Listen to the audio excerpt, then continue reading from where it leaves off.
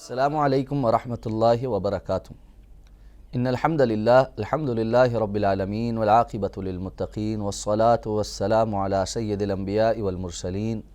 نبینا محمد وعلی آلہ واصحابہ ومن تبعہم بإحسان الی یوم الدین، اما بعد۔ محترم ناظرین، پروگرام صاحب اور صاحبہ میں آپ کا میزبان ابوبکر صدیق حاضر خدمت ہے۔ ازدواجی زندگی سے متعلقہ مسائل پر اس پروگرام میں ہماری گفتگو کا سلسلہ جاری ہے۔ نکاح اور اس سے متعلقہ احکام و مسائل اور ازدواجی زندگی کے مختلف مراحل پر ہماری گفتگو مکمل ہو چکی ہے۔ بحیثیت انسان اور ساری زندگی میں ایک دوسرے کے شریک حیات، یقینی بات ہے کہ انسان کو بہت سے ایسے مواقع سے گزرنا پڑتا ہے جہاں پر دو اشخاص کی رائے مختلف ہو جاتی ہے۔ وہ لوگ جو ایک دوسرے کے ساتھ مستقل طور پر رہتے ہوں، ان کے آپس کے بہت سارے عیوب ایک دوسرے پر ظاہر ہوتے ہیں۔ مزاج کا اختلاف اور پسند ناپسند کا اختلاف، غرض بہت ساری ایسی باتیں ہیں جو انسان کو ویسی نہیں دکھتی جیسا شادی سے پہلے وہ سوچتا تھا۔ ان اختلافات کا بڑھ جانا اور بتدریج ناپسندیدہ چیزوں کا زیادہ ہوتا چلا جانا انتہائی خطرناک ہے۔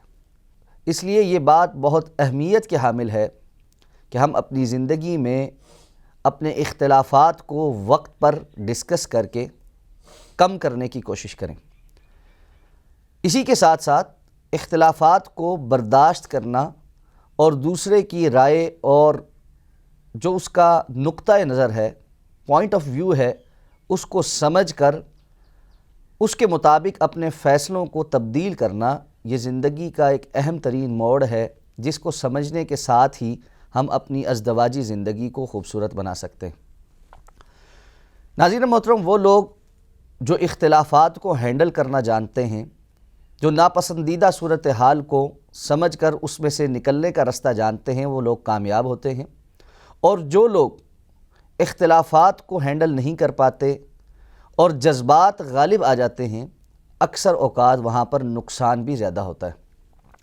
آج کے اس پروگرام میں ازدواجی زندگی سے متعلقہ بہت سے اختلافات کو ہینڈل کرنے کے لیے کتاب و سنت نے ہماری کیا رہنمائی کی ہے، اس حوالے سے ہم اپنی گفتگو کو آگے بڑھائیں گے، اس دعا کے ساتھ کہ اللہ تعالی ہم سب کی زندگیوں میں الفت اور محبت پیدا فرمائے اور اتحاد اور اتفاق کے ساتھ ہمیں آپس میں ازدواجی زندگی کو خوشگوار بنانے کی توفیق عطا فرمائے۔ ناظرین محترم، سب سے پہلی بات جو اس ضمن میں آپ کو عرض کرنا چاہتا ہوں کہ اللہ رب العزت نے مرد کو اور عورت کو، یعنی شوہر اور بیوی کو یہ بات سمجھا دی ہے کہ یہ دونوں ہی حضرت آدم اور حضرت حوا کی اولاد ہیں۔ اس لیے فرمایا کہ ہم نے تمہیں ایک جان حضرت آدم علیہ السلام سے پیدا کیا اور ان سے ان کی زوجہ محترمہ حضرت حوا کو پیدا کیا۔ بحیثیت انسان دونوں برابر ہیں اور دونوں کے اپنے اپنے حقوق اور واجبات ہیں۔ اس لیے اگر کسی کو اختلافات میں یہ زعم ہے کہ اس کی بات صرف اس لیے مانی جائے کہ وہ عمر میں، تجربے میں یا خاندان اور قبیلے کی مناسبت سے یا پیسے کی مناسبت سے یا حسن و جمال کی مناسبت سے دوسرے سے اعلیٰ ہے، تو یہ سوچ در حقیقت ایک غلط سوچ ہے۔ تکبرانہ سوچ کہ میں فلاں سے بہتر ہوں، یہ ایک ایسی سوچ ہے جو انسان کو کہیں کا نہیں چھوڑتی۔ ابلیس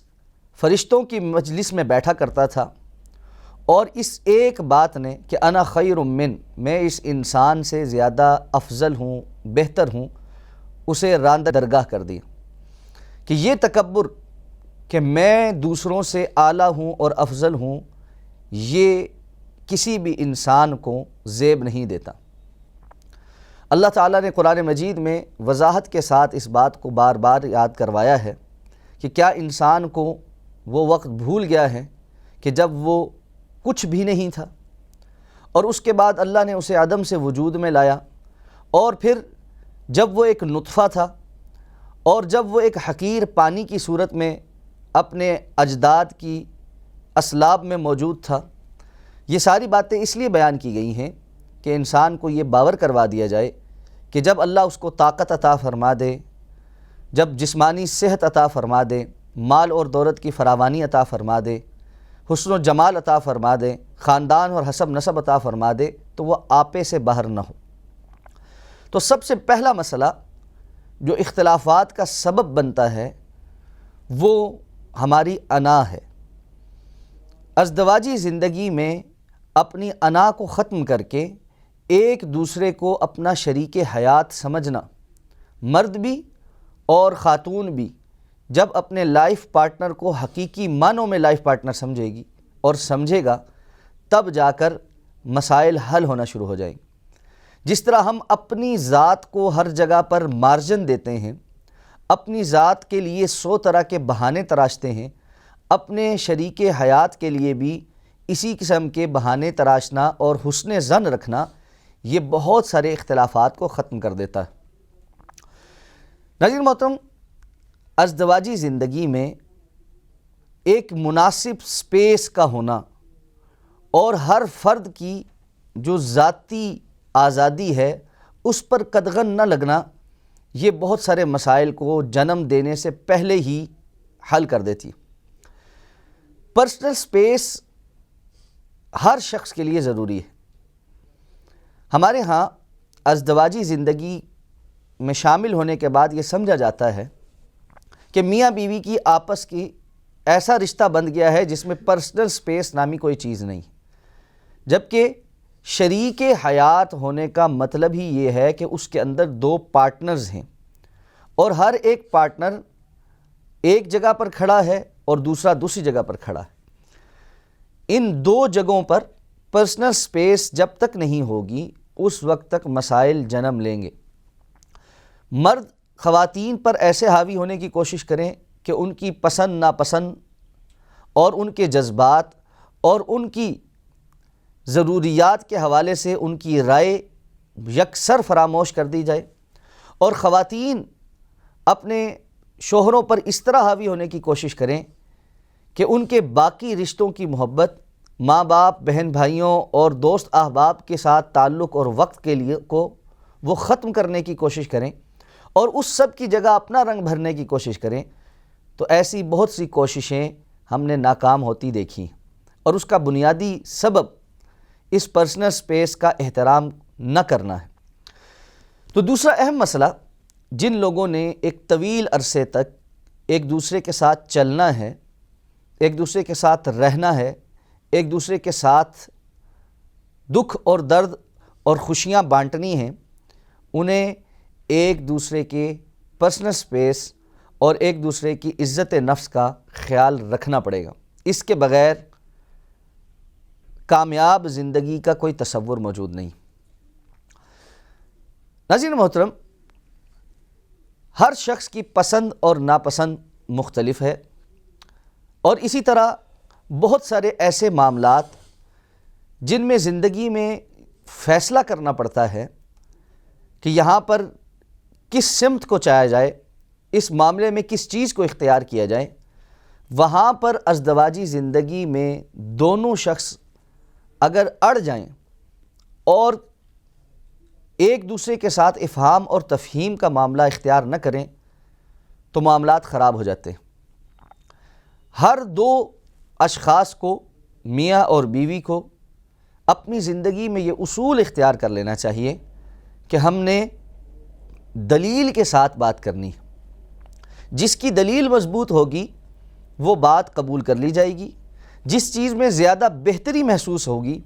وہ اختیار کی جائے گی، اور اس سلسلے میں کسی قسم کے پرسنل گرجز نہیں رکھے جائیں گے۔ میری پسند کو چھوڑ دیا گیا، اس کے پیچھے اگر دلیل موجود ہے اور جس چیز کو اختیار کیا گیا ہے وہ زیادہ بہتر ہے، تو مجھے فوری طور پر اپنی پسند کو چھوڑ دینا اور دوسرے کی بات کو اختیار کر لینا چاہیے۔ آپس کے اختلافات میں بہت بڑا ایک مسئلہ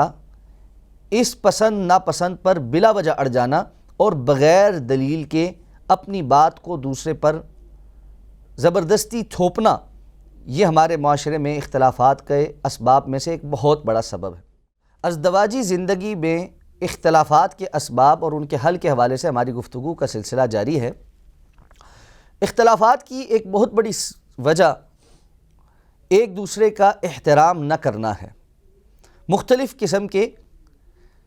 اختلافات اور مختلف مواقع کی وجہ سے ایک دوسرے کی عزت میں کمی کرنا، طعنہ زنی کرنا، باتیں سنانا اور اس کے نتیجے میں آپس کے احترام کو ختم کر دینا، یہ ازدواجی زندگی کے لیے زہر قاتل۔ بہت سے لوگ اپنے گھروں سے باہر بڑے خوش اخلاق اور ہنس مکھ ہوتے ہیں، لیکن یہی لوگ گھر میں داخل ہونے کے بعد انتہائی برے اخلاق کے حامل اور بد زبان واقع ہوتے ہیں۔ ایسے اشخاص کی گھریلو زندگی انتہائی قابل افسوس ہوتی کہ ان کے قریبی گھر والے، بیوی بچے یا شوہر اور بچے ایسے لوگوں کے ساتھ انتہائی تنگی کے ساتھ اور مشکل کے ساتھ رہ رہے ہوتے ہیں، کسی مجبوری کی وجہ سے خاموشی، لیکن دل کے اندر نفرت اور ناپسندیدگی، اور اس کے نتیجے میں ازدواجی زندگی کا جو خوشگوار ماحول ہے وہ ختم ہو کے رہ جاتا ہے۔ اپنے گھر کے اندر خوش اخلاقی اختیار کرنا اور گھر والوں کے ساتھ سب سے بہتر رویہ اختیار کرنا، یہ رسول اللہ صلی اللہ علیہ وسلم کی سنت ہے، اور اختلافات کو ختم کرنے میں ایک انتہائی اہم کردار انسان کا اپنے گھر کے اندر وہ رویہ ہے جو وہ اپنے گھر والوں کے ساتھ رکھتا ہے۔ اسی لیے رسول اللہ صلی اللہ علیہ وسلم فرماتے ہیں، خیارکم لأہلکم وانا خیر لأہلی، تم میں سے سب سے بہتر وہ ہیں جو اپنے گھر والوں کے ساتھ سب سے زیادہ خیر والے ہیں، اور میں تم میں سب سے زیادہ اپنے گھر والوں کے ساتھ خیر والا ہوں۔ رسول اللہ صلی اللہ علیہ وسلم کی یہ سنت اختلافات کو ختم کر دیتی ہے۔ اختلافات کے اسباب میں سے ایک اور بڑا سبب کمیونیکیشن گیپ ہے۔ یہ بات سمجھنا کہ چونکہ ہم ایک دوسرے سے الفت اور محبت رکھتے ہیں اور ایک دوسرے کے ساتھ رہتے ہیں، اس لیے دوسرے کو خود بخود سمجھ آ جانی چاہیے کہ میری ضرورت کیا ہے۔ میں پریشان ہوں تو اسے پتہ چل جائے کہ میں پریشان ہوں، میں خوش ہوں تو اسے پتہ چل جائے کہ میں کیوں خوش ہوں، بغیر بتلائے وہ میرے جذبات کو سمجھے۔ اس کا نتیجہ جب دوسرا شخص یا آپ کا لائف پارٹنر ان جذبات کو نہیں سمجھ پاتا تو دل میں پکائے گئے خیالی پلاؤ جب ٹوٹتے نظر آتے ہیں اور وہ خواب بکھرتے نظر آتے ہیں تو اختلافات جنم لیتے ہیں۔ یہ بات سمجھ لیجئے کہ فرشتے نے آ کر وحی کے ذریعے کسی دوسرے شخص کو نہیں بتلانا کہ آپ کے دل میں کیا چل رہا ہے۔ الہام نہیں ہونا کہ آپ نے دل میں کیا سوچ رکھا ہے جو دوسرے پر القاء ہو جائے۔ یہ کتابی اور فلمی باتیں تو ہو سکتی ہیں، لیکن اس کا حقیقی زندگی سے تعلق نہیں۔ یہ ایک علیحدہ بات ہے کہ اچھے انداز میں زندگی ساتھ بتانے والے لوگ عموماً ایک دوسرے کی عادات سے واقف ہوتے ہیں، فیس ایکسپریشنز اور خوشی اور غمی کے مواقع، اور کیا چیز شریک حیات کو پریشان کرتی ہے اور کیا خوش کرتی ہے، یہ آہستہ آہستہ تجربے سے سمجھ آ جاتا ہے، اور اس کے نتیجے میں اچھے جوڑے ایک دوسرے کی بہت ساری باتیں بغیر کہے بھی سمجھ لیتے ہیں، لیکن اس صورتحال تک پہنچنے کے لیے وقت درکار ہوتا ہے۔ یہ باتیں آہستہ آہستہ ایک دوسرے کے ساتھ رہنے سے سمجھ آتی ہیں۔ ابتدا میں ہی کتابی باتیں اور ناولوں والی باتیں پڑھ کر انسان یہ سوچے کہ یہ کیسا شخص ہے یا یہ کیسی عورت ہے جس کو میرے جذبات ہی سمجھ نہیں آ رہے اور میری خوشی غمی کا ہی نہیں پتہ چل رہا، اور بہت سے مواقع پر ایسے لوگ موجود ہیں جنہیں واقعتاً بغیر بتلائے اور بغیر سمجھائے بات نہیں معلوم پڑتی۔ تو یہ کمیونیکیشن گیپ اور خود سے یہ سمجھ لینا کہ دوسرے کو پتہ ہے، یہ ایک بہت سنگین غلطی ہے۔ آپ خوش ہیں تب بھی بتلائیے، آپ ناخوش ہیں تب بھی اچھے انداز میں اس کا اظہار کیجیے، لیکن ان دونوں کے اندر آپے سے باہر ہو جانا اور غیر سنجیدہ اور غیر حقیقت پسندانہ رویے کا مطالبہ کرنا یہ درست نہیں۔ بہت سے گھرانوں کے اندر جب ہم صلح کروانے کے لیے بیٹھتے ہیں اور مرد کو اور خاتون کو سنتے ہیں کہ ان کے آپس کے کیا مسائل ہیں، تو یہ بات معلوم پڑتی ہے کہ بنیادی کوئی بہت بڑا اختلاف یا عیب نہیں ہے جس کی وجہ سے یہ ان کی آپس میں نہیں بن پا رہی، صرف ایک کمیونیکیشن گیپ ہے، اپنی بات کو دوسرے کے سامنے واضح نہ کر پانا ہے جس کی وجہ سے اختلافات جنم لے رہے ہیں۔ جب یہ بات کہی جاتی ہے کہ آپ اپنی کمیونیکیشن گیپ کو ختم کیجئے، تو کچھ لوگ ایک آدھ یا دو بار کوشش کرتے ہیں کہ وہ اپنی بات دوسرے کو بتا سکیں۔ بتانے میں کمی ہو سکتی ہے یا دوسرے کے سمجھنے میں کمی ہو سکتی ہے، لیکن ایک دو بار کی کوشش کافی نہیں ہے۔ یہ دیکھا گیا ہے کہ ایک دو بار کی کوشش کے بعد یہ پھر سے ہاتھ چھوڑ کر بیٹھ جاتے ہیں، اور ہمیں یہ شکایت کی جاتی ہے، یا بہت سارے جو ازدواجی زندگی کے معاملات میں کاؤنسلنگ کرنے والے لوگ ہیں، جب وہ یہ بات سکھاتے ہیں تو ان سے یہ شکایت کی جاتی ہے کہ آپ نے ہمیں یہ کہا تھا کہ کمیونیکیشن گیپ ختم کیجیے، ہم نے وہ کرنے کی کوشش کی ہے لیکن میرا لائف پارٹنر تو میری بات سمجھ ہی نہیں پاتا اور وہ میری بات کو سنجیدہ ہی نہیں لیتا۔ ایک دو بار کی کوشش کافی طویل عرصے سے جاری ایک سرد جنگ کو جلد نہیں ختم کر سکتی، برف پگھلتے پگھلتے پگھلتی ہے۔ یہ چیزیں کچھ وقت مانگتی ہیں، اس لیے ایک دوسرے کو وقت دینا، اختلافات میں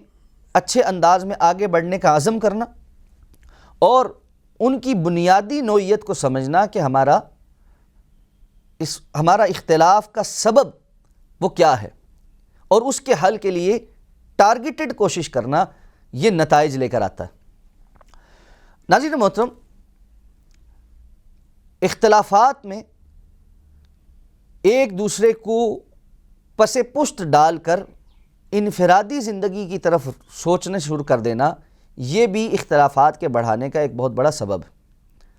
کہ آپ حل کرنا ہی نہیں چاہتے اور آپ نے پہلے سے ہی ہتھیار ڈال دیے ہیں کہ ہمارے معاملات حل نہیں ہو سکتے، اور اس کے لیے جو بنیادی